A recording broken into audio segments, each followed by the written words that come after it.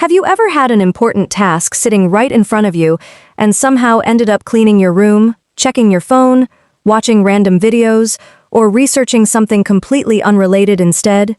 The deadline is approaching, you know the task matters, you know it needs to be done, and yet, you still don't do it. Then the guilt starts.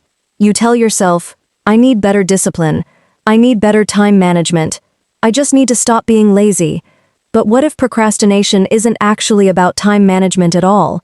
What if it's about emotions? Most people think procrastination happens because they don't know how to manage time, but psychology suggests something much deeper. Because if procrastination were truly a time management problem, people would stop procrastinating the moment they learned how to use a calendar. Yet millions of highly organized people still procrastinate. Why? Because procrastination isn't usually a scheduling problem, it's an emotional regulation problem.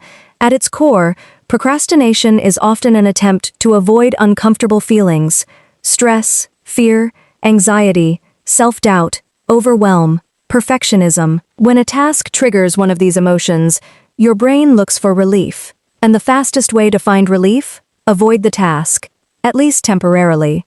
Quick question. Have you ever delayed a 5-minute task for 3 days, then finally did it, and wondered why you avoided it for so long? The problem is that avoidance feels good in the moment. You postpone the task, and instantly the anxiety decreases, the pressure fades, you feel better, at least for a little while. But then something happens. The task doesn't disappear, it waits. And while it's waiting, it quietly grows larger in your mind. The longer you avoid it, the more intimidating it becomes. And now you're not just avoiding the task, you're avoiding the anxiety about avoiding the task. Psychologists sometimes call this the procrastination cycle. Avoidance creates temporary relief. Temporary relief reinforces avoidance.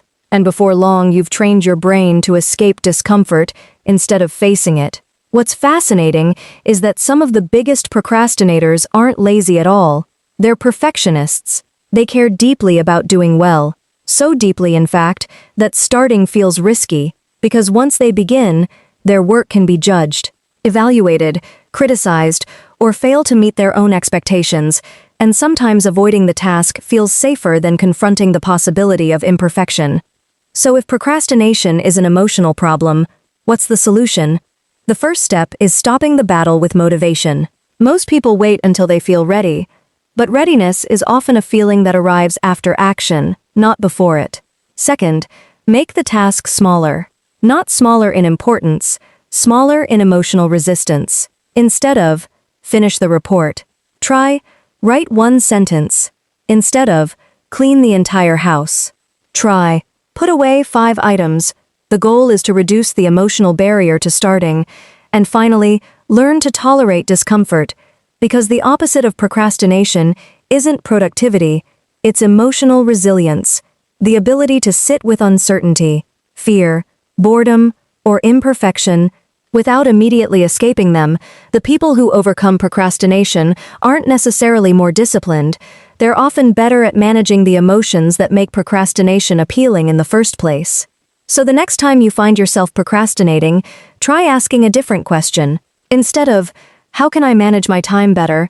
Ask, what feeling am I trying to avoid right now? Because that answer may reveal far more than any productivity hack ever could. If you enjoyed this psychology breakdown, leave a comment below. What's one task you've been procrastinating on lately? And if you want more psychology insights that help you better understand yourself and improve your life, don't forget to like this video, subscribe to the channel, and turn on notifications.